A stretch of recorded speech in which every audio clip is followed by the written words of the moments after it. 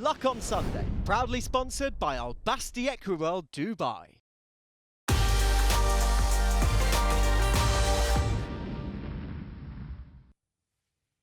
Well, it's been a little while since I've welcomed my special studio guest to the Luck on Sunday HQ, but I'm very pleased to say he has flown down today to join us. Over 4,700 winners now, and he's got his eyes firmly set on 5,000. He's already the most successful trainer based in the UK of all time. He is, of course, Mr. Mark Johnston. Mark, good to see you again. Good to see you. 5,000 is actually not that far off, is it? Well, it's a fair way off.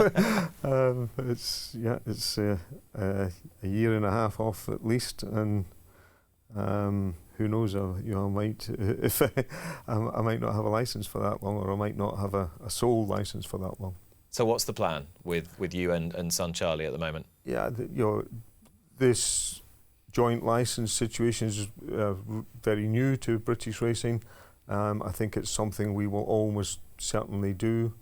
I said for quite some time we couldn't do it because he hadn't completed all the BHA modules and so on. He's done all that now.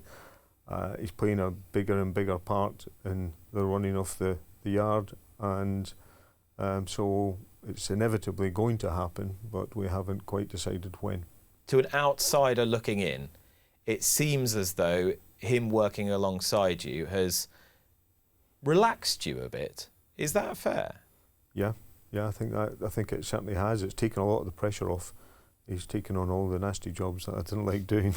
But that's been a gradual thing happening. He's been doing it over a number of years now. In fact, I lose track of the time. I can't remember when he left university. It must be 5 or 6 years ago now. And the plan was he would go off and probably work in vet practice, and he looked at various jobs, and he hung about working what we called Charlie time, that if he'd been out the night before, he didn't come in till 10 o'clock or whatever. And after about 6 months of that, I said, if you're going to be here, you're going to have to work full time. And he started on January the 1st that year, and so he's been with us a few years now, and playing an increasingly important role, and it's relaxed me, and I think there's no getting away from it. That the results certainly haven't. There's been no negative effect on the results, so everybody can see that he's had a positive effect on the yard. What are those nasty jobs that you didn't enjoy? He books the jockeys. That's one of them. But no, the main thing, I actually stopped doing the riding out list, the daily riding out list. I stopped doing that at the beginning of 2005. He does do it quite often himself now. It's a big job, and the assistants play a big part in it now as well. But all the gallop planning and so on, all that work Charlie does now as well, and he does book jockeys, and that can be quite a difficult job. Go on, why? What becomes a pain in the neck about juggling them around and dealing with all this? It's only a minor thing. I jumped on that one straight away because I know he's often saying, "Well, you do it then." But no, there's many jobs he does that's taking the pressure off. And so now, when you look at it in the round, which bits of training racehorses still give you that buzz, still give you a kick, get you up in the morning? The sales, I suppose that's the real dream time for me, when the yearlings are coming in, when you're at the sales dreaming that you're going to buy an ex-champion. That's a bit I would never want to give up, and I'm struggling with that a bit now, because I wonder when the day comes that he has the sole license, can I still do the sales, or do I have to give that to him in its entirety? He has bought in the last few years likes of Rose of Kildare for €3,500 or €3,000. So he's been very successful at the sales in his own right. But I would hate to have to give it up entirely. That's one of the best bits. And the spring, when we're working the 2-year-olds and so on. And again, the dreams, that's what racing's all about. You've clearly been very good at the sales in sourcing value. I don't know if you heard me talking to Nick Bradley earlier on. Yes. I think what he was getting at was not so much that he ignored pedigrees, but he needed to find some value somewhere. So you need to find the weak spot, don't you, where you can get some sort of an edge unless you've got millions to spend. How do you do it? Yeah, well, I was watching, and I was hugely surprised that he said that, because Nick's had a few horses with us, and sometimes we have bought them. You know, we've been there, bought the horse, the hammer's fallen, and Nick's walked over and said, "Have you got an owner for that?" So he had his eye on it as well. And as you said, you know, our horses, we start with the catalogue with the pedigree. If we haven't selected it on pedigree, we won't look at it. And so it doesn't matter how good it looks, we will not look at it, we're not going to buy it if we haven't selected it on pedigree. So I think, I have to say that, you know, our method, the pedigree side, is proven. It's quite fascinating when you look at the statistics on it. I think, you know, roughly speaking, 50% of black type winners are out of black type winners. So you're talking that 2% of the mares are producing 50% of the black type winners. So when people will always throw up examples to you of horses where the dam didn't win or she wasn't much good, and she's produced a great one, but that's 98% of the mares that are producing the other 50%. So the pedigree definitely works, but it is all about getting value for money, and this is the difficulty. Us and Nick Bradley, we're in the same boat, that I just looked the other day that our yearly average last year is 30,000. That's, you know, it's a lot of money to some people. It's a living wage for an awful lot of people to be spending on one horse. But in comparison to the people we're competing against at Epsom in the last 2 days and so on, you know, where a lot of other trainers who could have a yearly average maybe 10 times that. Okay, so are you finding it harder to compete as the years go on, or do you now see an opportunity? Is there an opportunity for you now as things get tougher for others? I felt it was very difficult last year, and that was, in hindsight, that was possibly down to me, with COVID going on and all the challenges facing the industry. I thought yearlings were going to be cheap, and so I maybe set the bar a bit higher, and I wanted to buy even more pedigree for even less money. And possibly that left me, you know, scraping around and maybe buying not such good pedigrees as you can say they're not such good horses, but not such good pedigrees as I got in recent years. So no, I don't know if there's going to be opportunities. I don't know. You know, you'd say there should be, because I think the whole industry is facing the challenge of keeping owners in it. How are you finding that anecdotally? From your point of view, do you see new owners coming into the yard? Do you see owners leaving the yard? We see some new owners coming into the yard. We see owners leaving the yard as well, and we see owners cutting back. The whole industry sees owners cutting back. Obviously, in the last year, we've lost 3 of the biggest supporters of British racing. And that's an enormous blow, you know, with Caleb Abdullah and Sheikh Hamdan bin Rashid. You know, we're all hoping that their families will carry on the racing enterprises, but it may be a bit too much to hope that they could carry it on to the same level and the same extent. And they have been such huge supporters of British racing, and I just feel that every day now that was my big worry throughout COVID, that when owners are not getting the fun out of it, they're not getting to go racing, they haven't been getting to come and see the horses at the yard through much of it, and you know, you just worry that they're focused.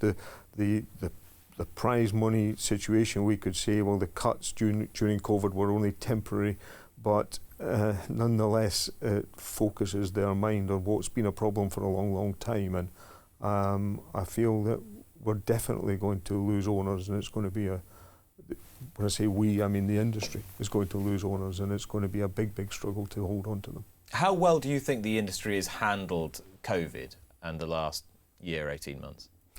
You know, you could say that, you know, physically on track, we've handled it very well, but I suppose I would have argued this time last year, or was it a bit earlier when racing was suspended, I would have argued that we could have got back sooner because that was inevitable. It's still a bit frustrating to be on track, to be at Epsom with 4,000 people and hear that they can have a disco in Liverpool with more people, or snooker, or other things, when it's so obvious that we can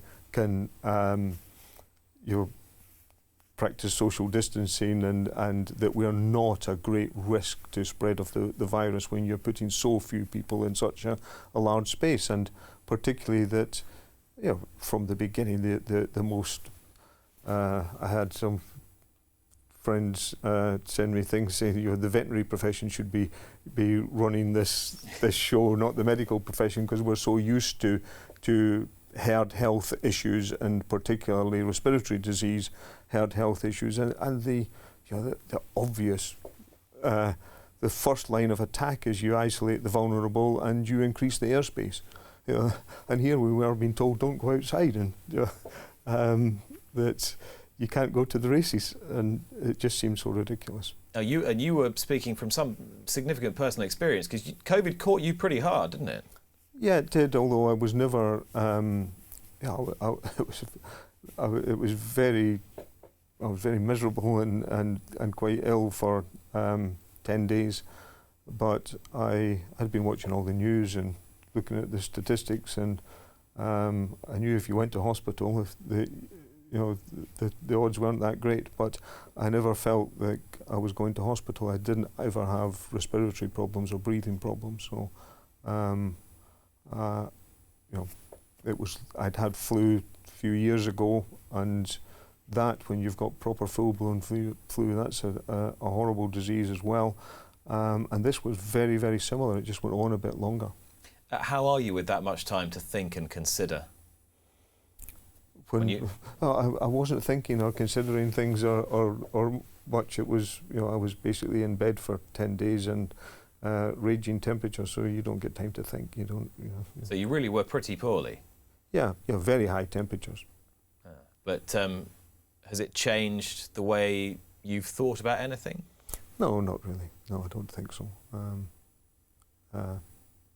No, I think that all of us, the whole nation, the whole world, has changed the way we thought about things, perhaps because it's made us realise the things we missed during this time, that we missed seeing friends and relations and so on. And so, in that sense, it's maybe made us think about the fact that we. I don't see enough of my friends. I don't see enough of my family, and but that's not a racing thing or anything to do with the way the pandemic's been handled. No, but when a career like yours has consumed you to the extent that it has, to the point borderline of obsession, does it shift your way of thinking and your way of acting, and particularly going back to what we were talking about at the beginning of the conversation with the sort of transition and the handover to Charlie? Yeah, I think that in that sense we're very lucky, aren't we? We've got Charlie there, because the one thing I don't think I could ever do would be to just say, well, I can accept being second best. I can accept just making the business sort of tick over and pay me a wage and just keep going and keep the wolf from the door. That's not me. I have to. It's pedal to the metal or not at all, really. So I think if we didn't have Charlie there wanting to take over, I'd probably have been looking to get out by now. I think I probably would have been looking to get out by now, because I've never wanted to allow the business to wind down. What is utopia for you in terms of a training setup? If you could go to bed at night, think about what the sort of ideal Mark Johnston racing setup would look like, what would it look like? Yeah, I don't think we could. I said, I said to you earlier that I gave up doing the riding out list in end of 2004, because it was really getting to me then. It was taking me 2.5 hours each night. If I was out for dinner with owners or something, I could be out doing it till 1:30, 2 o'clock in the morning. Then I'd get up at 5:30 and somebody wouldn't turn in for work, and I'd spend another hour changing it. and it was really driving me crazy. And it's a long story, but a business advisor said to me, I had to devise systems where I could keep control of it without actually doing it myself and allow me to delegate it. And that gave me a sort of new lease of life. And we said at that time that I wanted to, the aim was to build a training establishment, a training setup that would rival the best in the world. And I think we've come close to that, and I get more kick out of that perhaps than the individual winners. And I like to look at the place, look at the gallops, look at the stabling and think about all that. Utopia would be to fill it with better horses. Look at when Sheikh Mohammed formed Godolphin, and I think that his utopia or his ideal at the time was that he was going to have an elite team of 40 or so horses, but I think he soon realised that you can't do it like that. You have to bring in a big team. You have to have a lot sitting on the bench to find those 40 horses, and we've got a big team, but I'd love a big team of Dubawis and Francos and Galileos. Can big ever be too big or not? Hardly. Particularly, I think I learned that in 2004. There were certain things that could make it too big. There were certain limitations. One of them was the time it took to plan the list.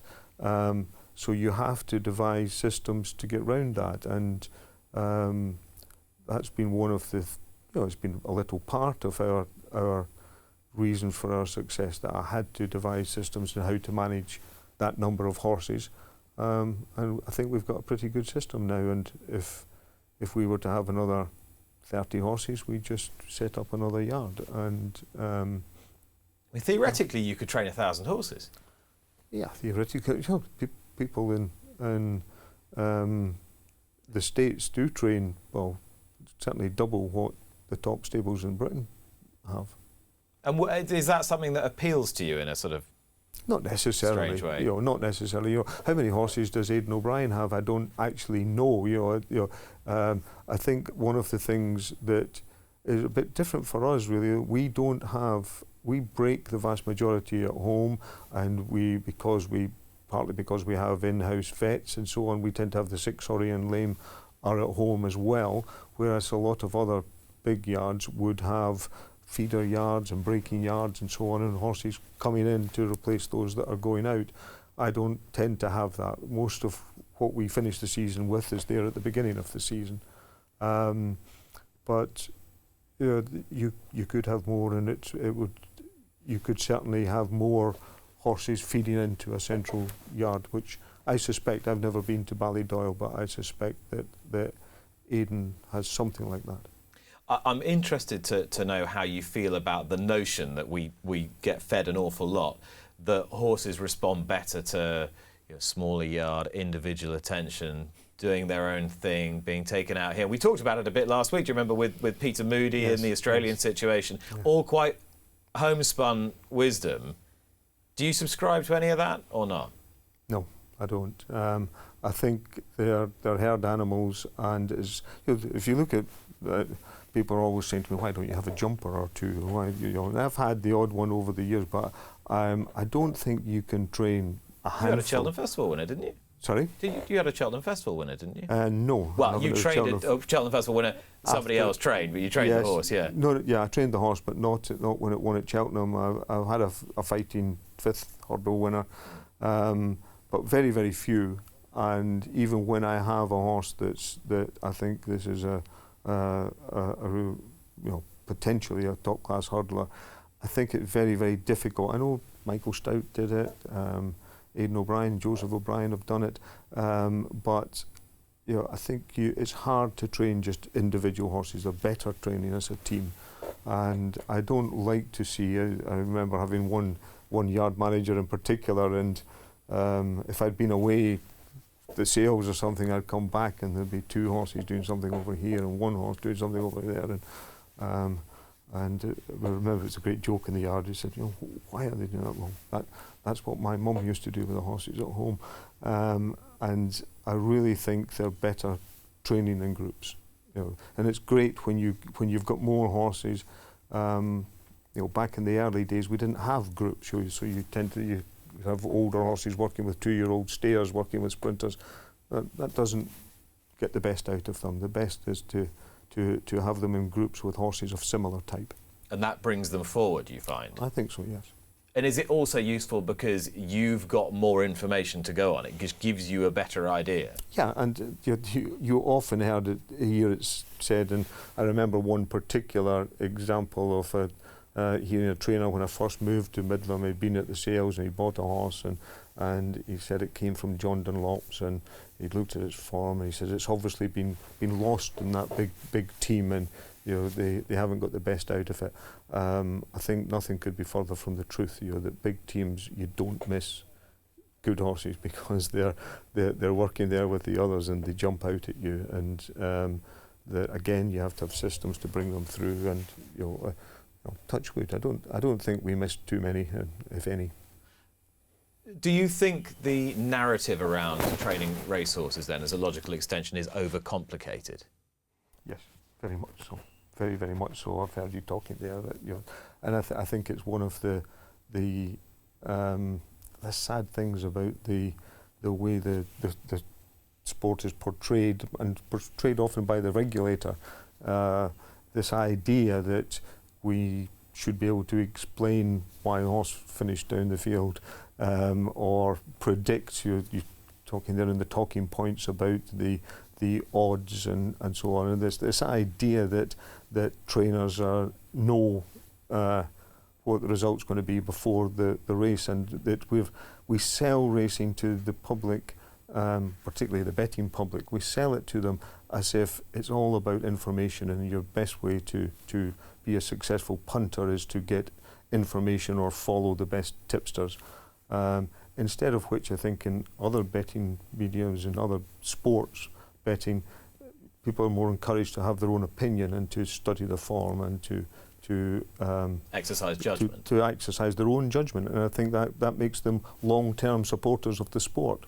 Whereas, and I've said it often recently that if you had a situation where Manchester United was beaten by Doncaster Rovers and the FA had the manager in to say, well, why did the goalkeeper let in that goal, and why did the striker not score today? And so overnight people would think football was bent.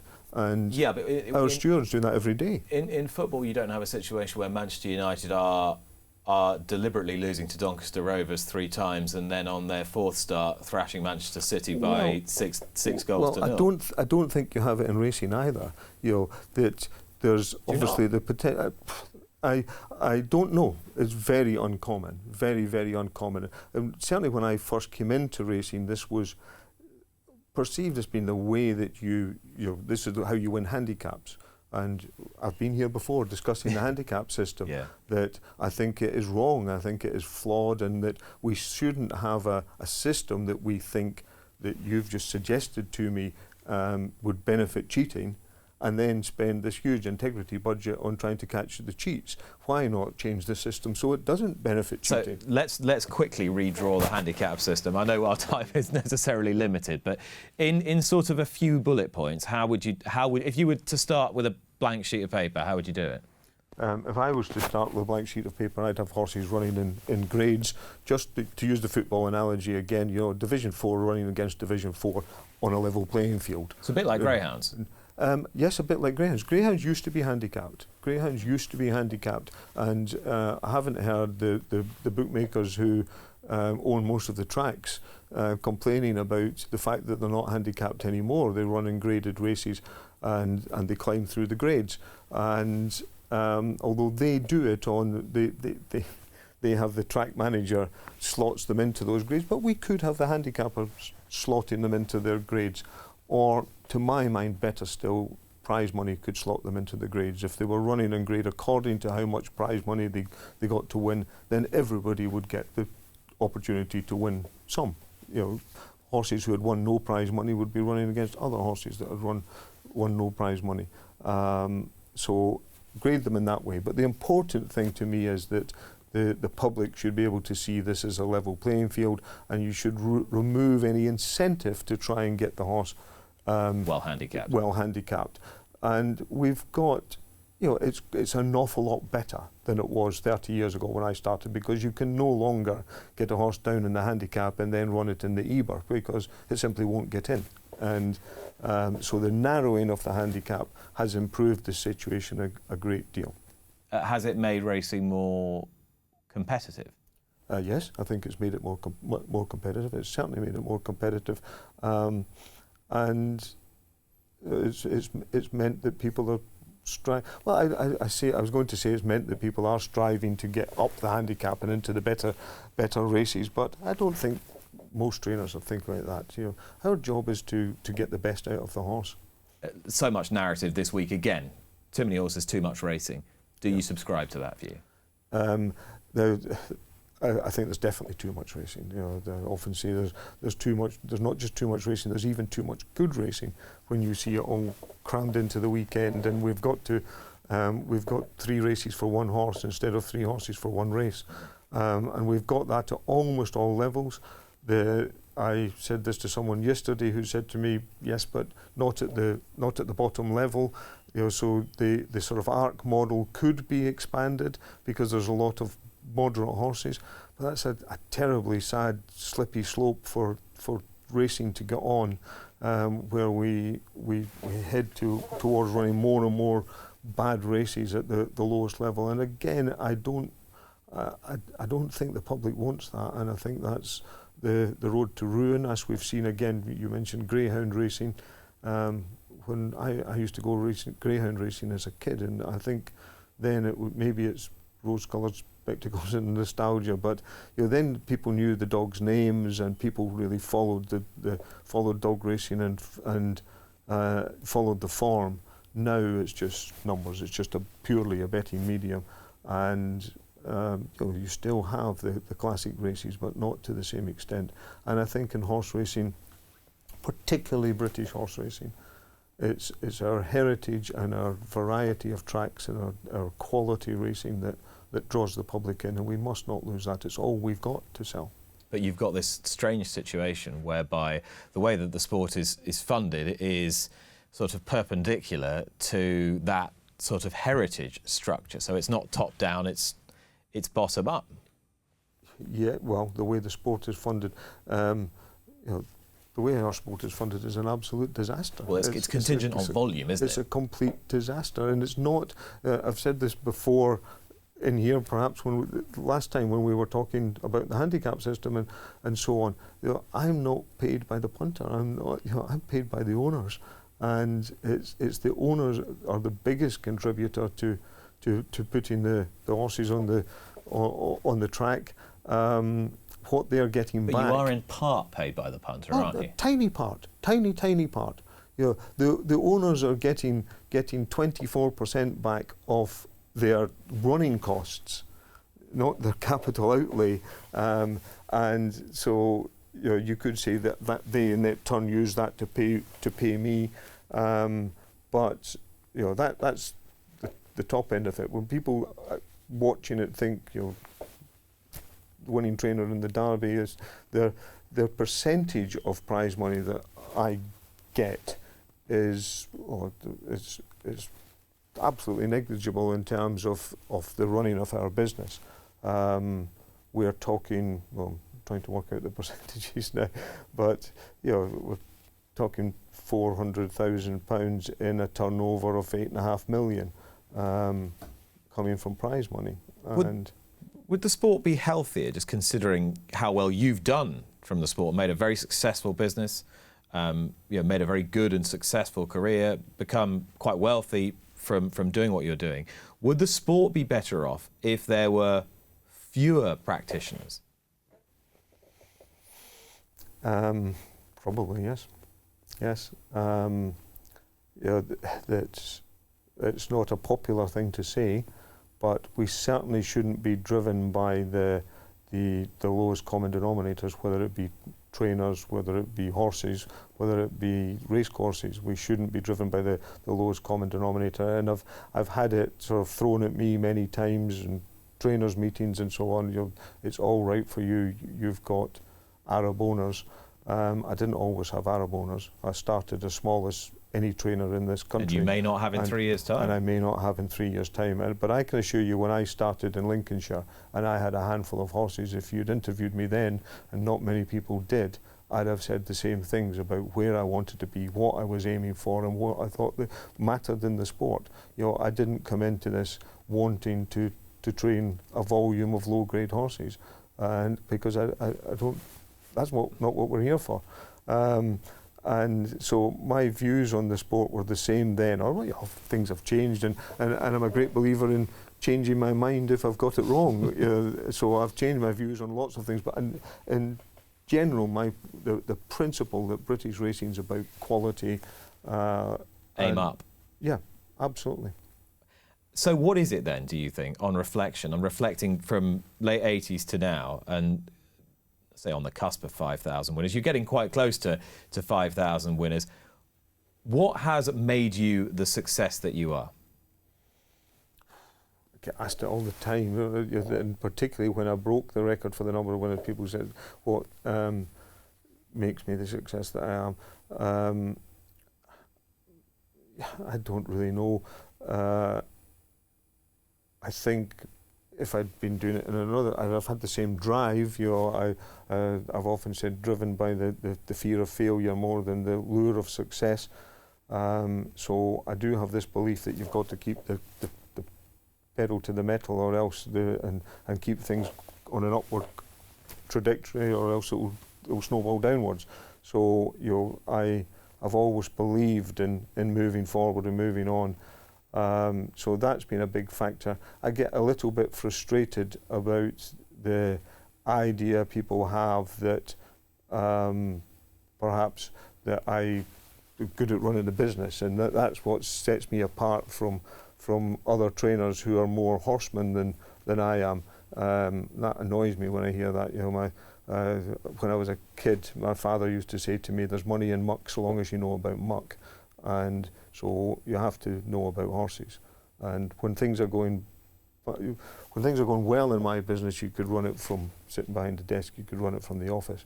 When things are going badly, you have to get out with the horses. This business is about horses. In terms of your own immediate future, you half joked about taking your own name off the licence before you got to 5,000. Well, no, not necessarily. No, I won't be taking my name off the licence, but you'll definitely get a joint licence. A joint licence, we start from zero again. That doesn't get counted as me having trained the Does that bother you? No, but it's, you know, obviously doesn't bother me because I'm probably planning to do it. But your suggestion that I'll get 5,000 winners, then chances are some of them will be under a joint licence, and so it will be Charlie and Mark Johnston.